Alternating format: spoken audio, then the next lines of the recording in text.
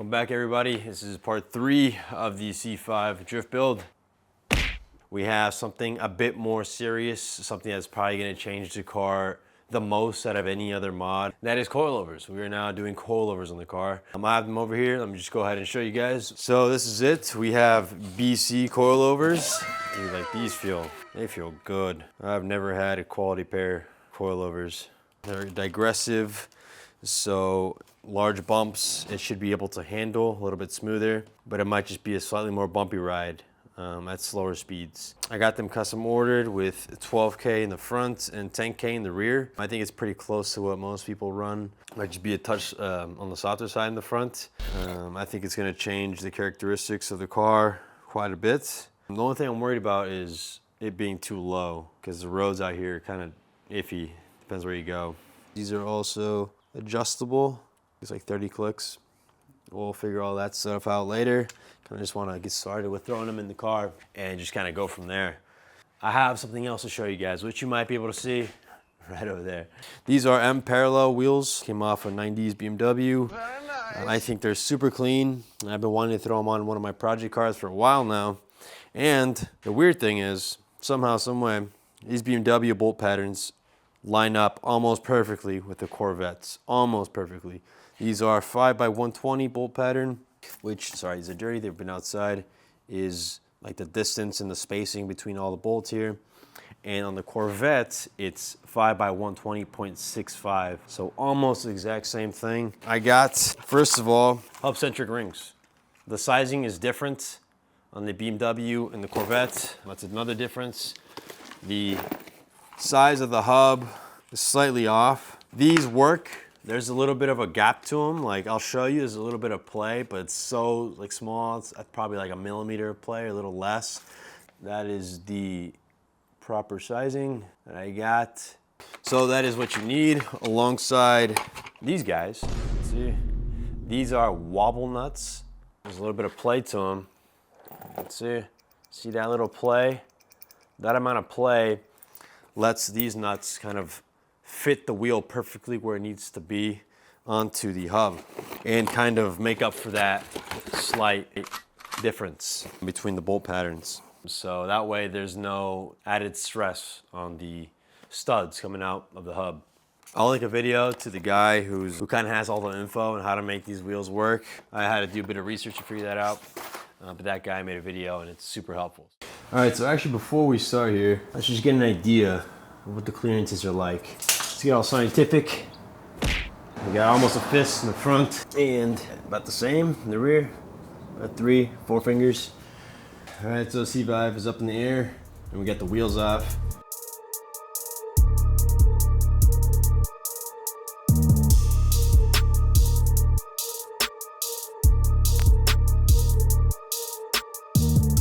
Shocks out.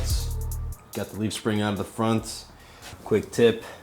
It's a lot easier if you just take off the tie rod and the sway bar off of one side instead of doing both sides, and the leaf spring will come right out. I don't know if you could tell, this one wasn't doing so great. It's very bent. See that? This thing was hit on the passenger side at some point, or they hit something. Supposedly the story was they hit the garage getting out or getting in. I don't know, I guess the grandma used to own it and they smacked the garage. Probably pulling out or something. That's the story. I don't know if it's true or not, but that's what the previous owner told me. Now there's the new coilovers. It does have 30 clicks of dampening. So I set it to the middle, 15. We'll see how that goes. A few moments later. All right, so now that we have everything back together, we got the new coilover in, and we kind of have all the suspension stuff where it should be. We're gonna put the new wheels on. We're gonna put the mparallels on. So here is the hub-centric ring. This is what I was talking about. There's a small amount of play, but it's so small, can't even tell. But let's go ahead and throw the wheels on. We'll lower it down and see what it looks like. Here goes the first one. Let me do the other side and we'll lower it down real quick.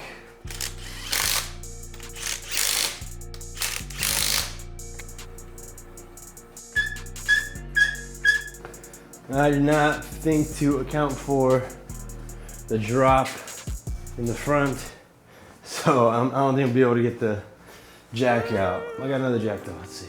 Sometimes it'd be like this.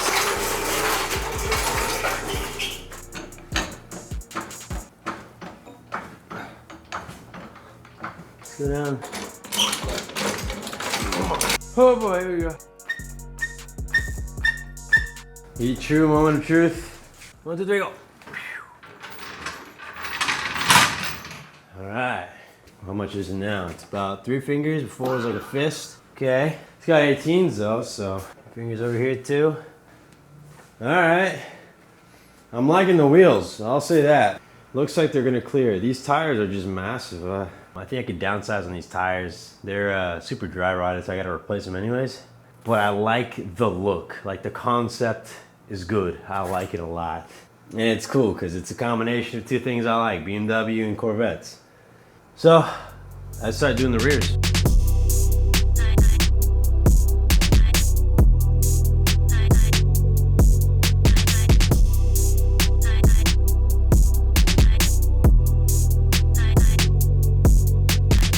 We have the coilovers swapped out now. Don't really think you guys necessarily need to see the whole removal and installation process. It's pretty self-explanatory. I will tell you, the rears are a lot easier. All you have to do is take off the tow arm right here in the rear, and then you unbolt the old shock and it just comes right out. There's really not much else to it. And I will say, when you're installing the BCs, just keep an eye out for that arrow. There's also an R on the back side to let you know this is the right side.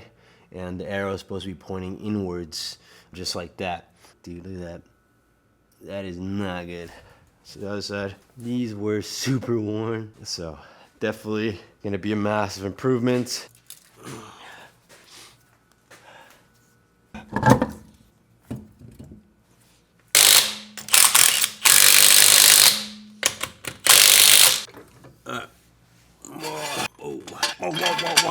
Whoa.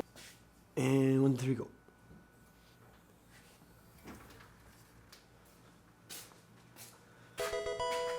We got monster car fitment. Gotta jounce a little bit. Close the hood. Ooh, that's stiff. Ooh, that's stiff. I feel like on camera it's actually not that bad, but it does feel like it's a little high. The one thing I was also worried about was the offset of these wheels. Like it does stick out. You see that? Just a little bit. Honestly, I think it looks kind of good. Same with the fronts, they stick out a bit, but it's not crazy. I think if we lower it a bit more and maybe get some different size tires, some skinnier ones, they're gonna tuck in real nice. Damn, I feel like they work really well in this car. Let me make a racing car. Put on the hood. Hurry. Come on. Hop this car.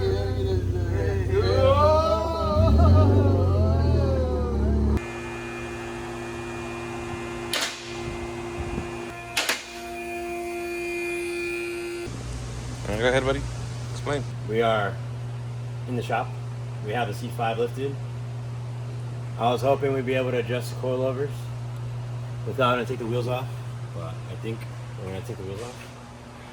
So we're gonna show you guys how to adjust them, and then we'll try to set the right height.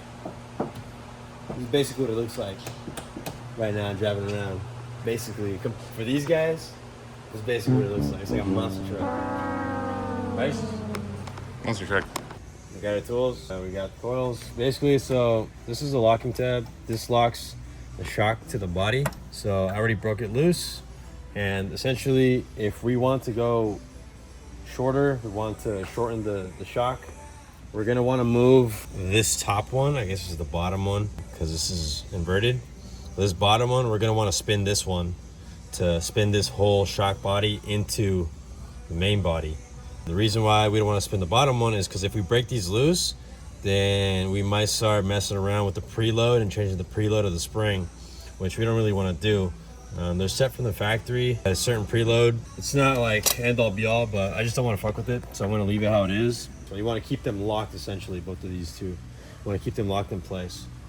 So we're going to be spinning this bottom one because it's going to go clockwise in and upwards. So this will push on both this and the shock. You just spin everything into the body, something like that. And the same on the back. And how much to spin it, I don't know. We're just gonna start spinning it and just try to get it the same on the other side. And we'll lower it and we'll kind of see where it's at and make adjustments from there. This is the part I hate the most. It's like super tedious.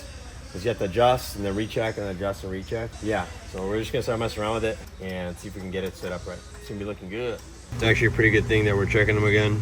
When you tighten this top nut down, if you're not careful with it, you can accidentally spin this, which is what happened to me. This spun out like that. So, see that?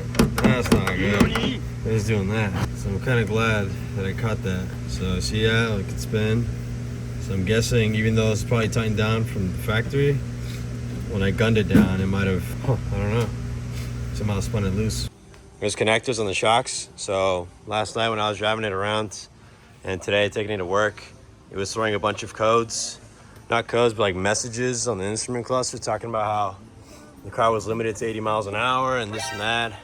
So I was freaking out right now. So I had to do a bit of research, figure out that you gotta kind of disable the whole active suspension system. To do that, you need, or I don't know if there's different ways of doing it. The way that we're gonna do it uses the old Tech to Win software that GM uses for these older vehicles. GM dealer. Yeah, but you gotta be a GM tech or know somebody that has one to be able to do it. Luckily we are, so we are going to use what we have, and this will be the easy way to doing it. Ooh, we're in. If it still needs to be adjusted, and we'll do it. We'll do it again tomorrow.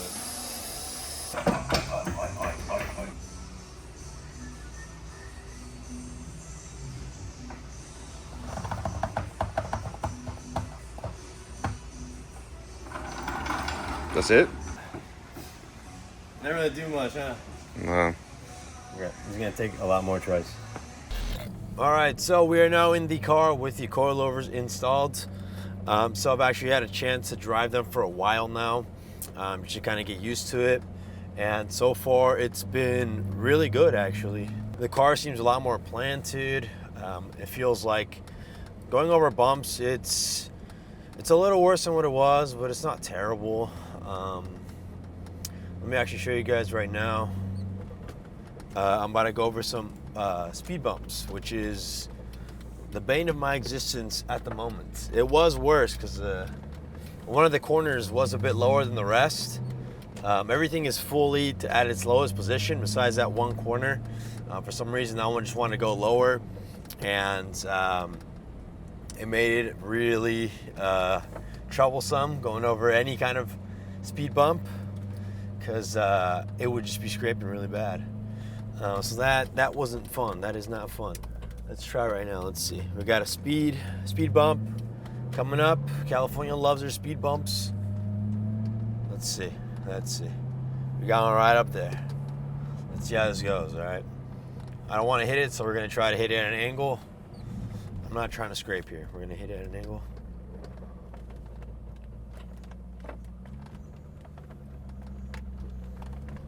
Oh, wasn't so bad, huh? It's not so bad.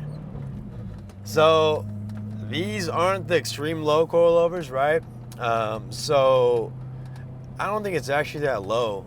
Like visually, there's still like a gap in the between the fender and the wheel here. This is gonna be straight on. Okay, that's pretty good. So with the coilovers at the lowest position, the car is still high enough to clear speed bumps. So there is that. Personally, I kind of want to lower it even more. I can't because they're already set to the lowest, but I want to. Only way to do that is to switch to extreme low coilovers. So I think if I was to do it all over again, I'd get the extreme lows. But these are doing the job so far. I guess it's good for if you care more about performance than actual looks of the car and the stance. So there's that. When we finished programming the BCM, it still had the limitation where we were limited to 80 miles an hour. It took doing a full reset of the car, leaving the battery disconnected for a whole 24 hours to finally fix the issue. This happened over a couple of days where I was just trying to mess around. First, I left it disconnected for 30 minutes, but that still didn't fix it. It took a whole 24 hours to fix the issue. So if anybody's having that kind of problem, that is my recommendation to you. When you hit a turn at decent speeds, with the leaf springs, the car tends to roll quite a bit. So now with these new coilovers, anytime you hit a turn, it's like the car wants to hit the turn now. Instead of rolling away from it, it wants to dive into the turn. And see, I'll try to give you guys a good example. Even before with the leaf springs setup, it was still pretty bumpy. Like you could feel a lot of the bumps in the road. So I'd say it's a little worse than stock. Like you can feel the bumps a little more than how it was before, but it's not like it's perfectly fine. Like I'm not constantly, you know, jouncing up and down like this. You can tell like we're having a conversation. It's a little bumpy, but it's perfectly fine. It's nothing crazy really. I think the pros definitely outweigh the cons. It's just so much more fun to drive. I feel so much more planted. Like I could trust the suspension more to do what I want it to do. Oh, running yellow here. All right. And yeah, like I was saying, the big thing is the turns. That's where you feel the biggest difference. It just wants to really enter the turns more than kind of push away from them, if that makes any sense. Bumpy, bumpy. Yeah. It's not a smooth ride. This ain't no Cadillac. But what I like is that it feels planted. It feels so much more responsive too. Like, no matter what you're doing, it feels like the car is right there with your inputs to the steering wheel. If you're turning, it just feels like the car wants to turn right away. Whereas before, it felt a little more sluggish. It felt a little loose. It's definitely tightened up. Even like through this turn here, you can see it's like a long, winding turn. And the car is just really planted. There's no body roll really. It's more going into the turn. And that's what I love the most.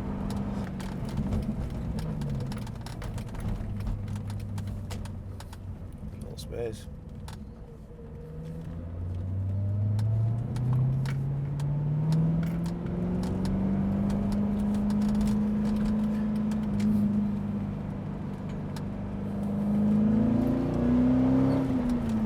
We'll come into this turn here, hop on the freeway. You can just kind of tell the car is just ready to dive into the turn rather than roll away from it. It's just diving straight into it. And we're on the freeway. Just like that. It's so much more smoother than how it was before. All in all, it's been great. The car feels great. We now have a quality pair of coilovers installed, and we can just build from there. So we'll see where we go in the next part, but I think that'll do it for this one. Thank you guys for watching. Take care.